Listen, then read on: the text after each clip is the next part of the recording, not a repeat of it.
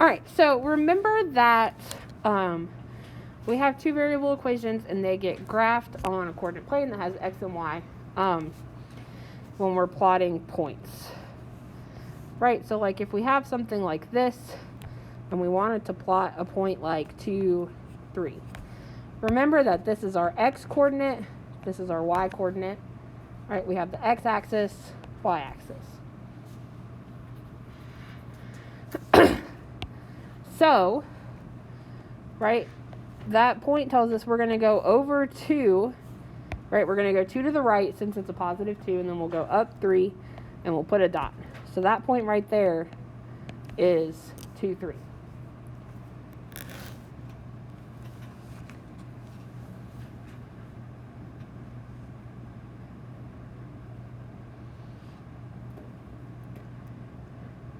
Right, so does that part kind of look familiar to everybody? Remember that? I know it's been a while, but so we've always got the x numbers first, so that tells us left or right. The y coordinate tells us up and down, always. So then the first formula we're going to talk about is the distance formula. So the distance formula allows us to find like the distance or the length of the line between any 2 points.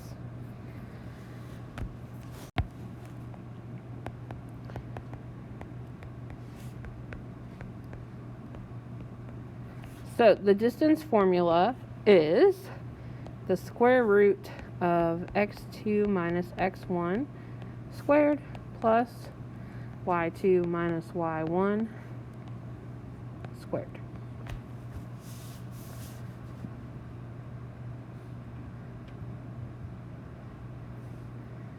So basically when we have 2 points, so let's say we have the points -1, 5, and 3, 2. So we have 2 points, right? So like of our first point, we've got like the x coordinate of the first point, y coordinate of the first point. So that's like your x1, y1, and then the numbers from the second point will be your x2 and y2. So then at that point, you're just taking those numbers, plugging them into the correct spot in your formula, and working it out. So we have, so x2 is 3 minus x1, which is -1. Then we have y2, which is 2 minus y1, which is 5. And then squared. Right, so remember order of operations, we need to do our subtractions first. So 3 minus -1 is 4. So we've got 4 squared, and then 2 minus 5 is -3 squared. Right, and then we know that 4 squared is 16, and then -3 squared will be 9. And then 16 plus 9 is 25. And the square root of 25 is 5. So as before, right, if you have a square root, if you can evenly take it, I expect all of you to evenly take it. Honor students, if it cannot be evenly taken, I do still want you to simplify your square roots. Right, where you do the factor tree and circles and pull stuff out. Okay, so that rule still applies. Okay. Any questions about what we just did there? So the biggest thing is just making sure you're plugging the right numbers into the right places. So that's why I always like to write my like variables above my points. That way I can like easily refer back to it and make sure I'm plugging the right stuff in the right place. Because that's really the biggest place you can mess up here. So, all right, so are we ready to move forward? All right, moving right along to midpoint.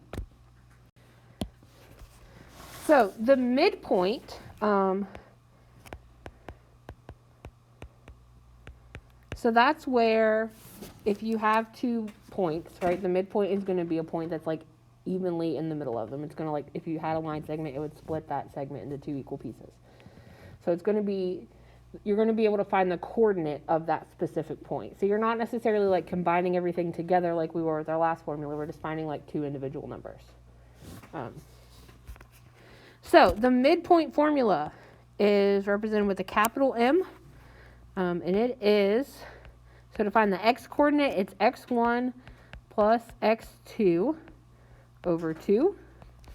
Then to find the y coordinate, it's y1 plus y2 over 2.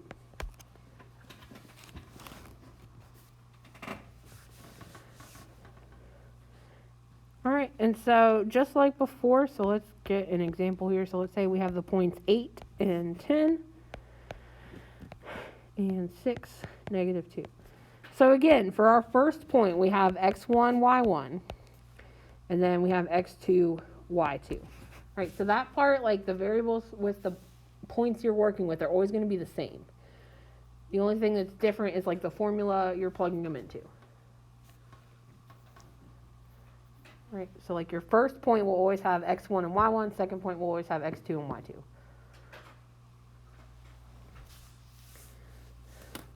All right, so then for our x coordinate, so we have x1 is 8 and x2 is 6, so 8 plus 6 over 2.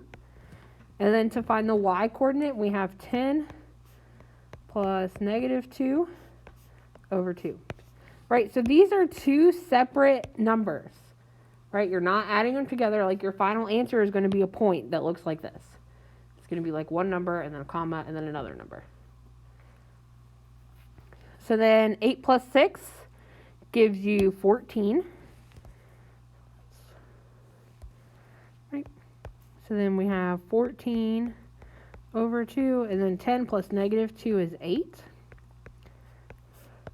And then 14 divided by 2 is 7. 8 divided by 2 is 4. So your final answer is 7 and 4 as a point.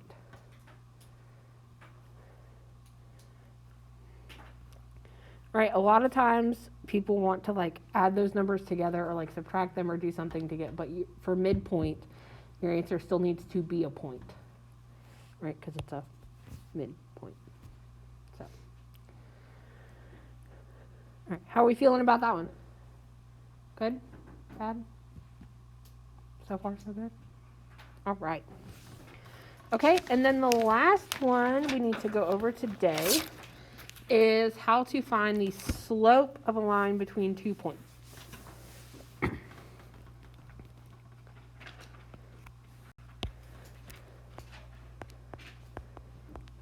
All right, so the formula for slope is y2 minus y1 over x2 minus x1. Right, does that one look fairly familiar to you guys? I know it's been a while, but. All right, so again, finding the slope between any 2 points. So let's say we have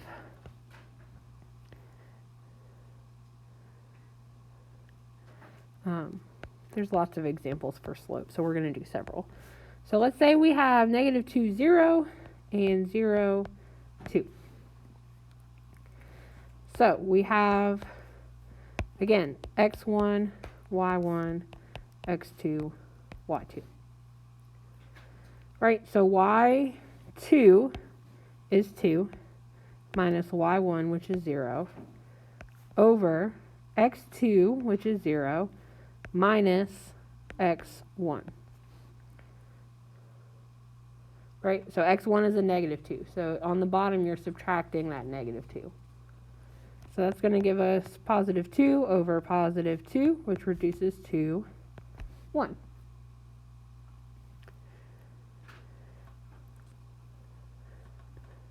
Right, so for slope, you always want to like reduce your fractions if you can, but you need to make sure that you're leaving your answer as either a whole number if it can go that way or as a fraction. You don't ever want to convert it to a decimal, which you guys for the most part don't do anyway, but You guys are good about leaving fractions. I think I finally, like, converted you, even though you don't like it. No. Yeah, like for slope, like they should be fractions. So like, it's weird if it's not necessarily. It's weird if it's not. Like whole numbers are okay, but yeah, I'll get you used to fractions all the time one day. At some point, you'll probably like freak out if it's like a normal number as an answer.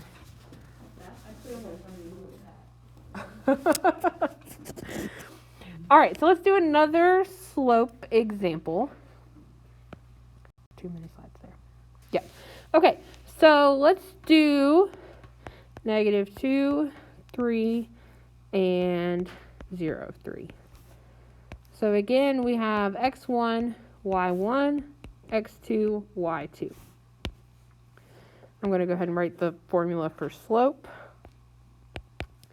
Remember, it's y2 minus y1 over x2 minus x1.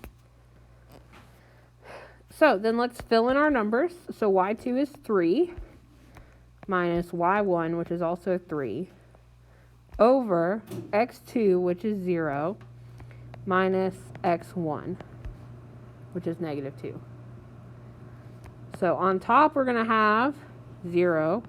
On the bottom, we have 2.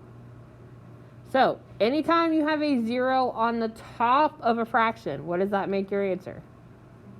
0. Right, so that means the slope is 0.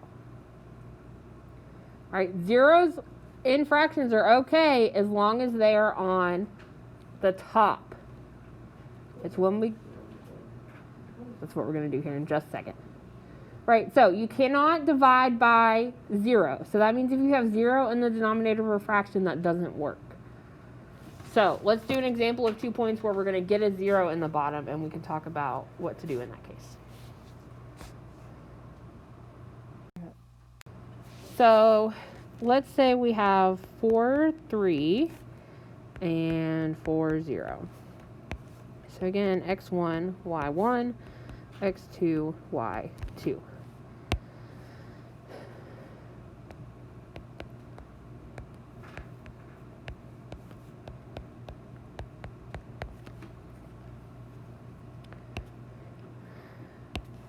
So y2 is 0, y1 is 3 over 4 minus 4. So anytime you have a 0 in the denominator, your answer is undefined, right? Because it's not possible to divide by 0. So that means that these 2 points would have an undefined slope.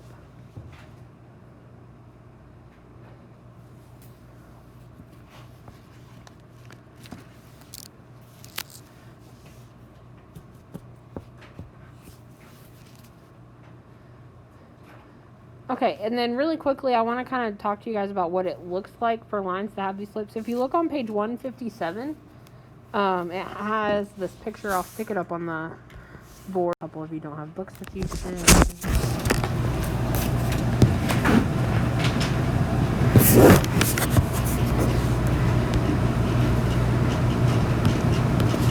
Right, so a line that has a positive slope, right? So it's going, it's rising from left to right. So like it goes that way, right? Negative is going down. 0 is a horizontal line, right? So it just goes straight across.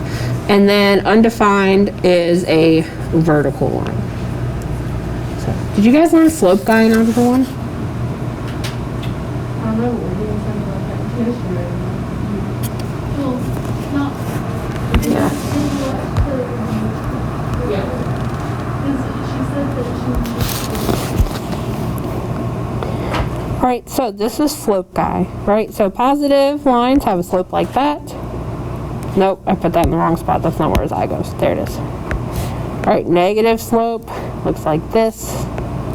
Right, undefined, right? He's up and down, so that makes his nose. And then he gets this. 0 slope is horizontal. That's slope guy. Helps you remember.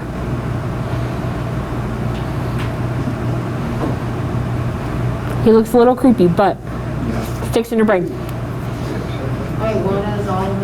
All right, so it means that this line here is what a positive, like a line with positive slope looks like. This is what a line with negative slope looks like. This is what a line with an undefined slope looks like. Right, the little U makes his nose. And then he's very like angry looking with his zero slope mouth. So, okay, that pretty much wraps up our notes for section 4.1, which means now it's time to do homework. Which is, starts on page 157. We're going to do 1 through 20. So 1 through 12, you're just using the formulas. And then on 13 through 20, you are just looking at the picture of a graph telling me if the slope is positive, negative, undefined, or 0.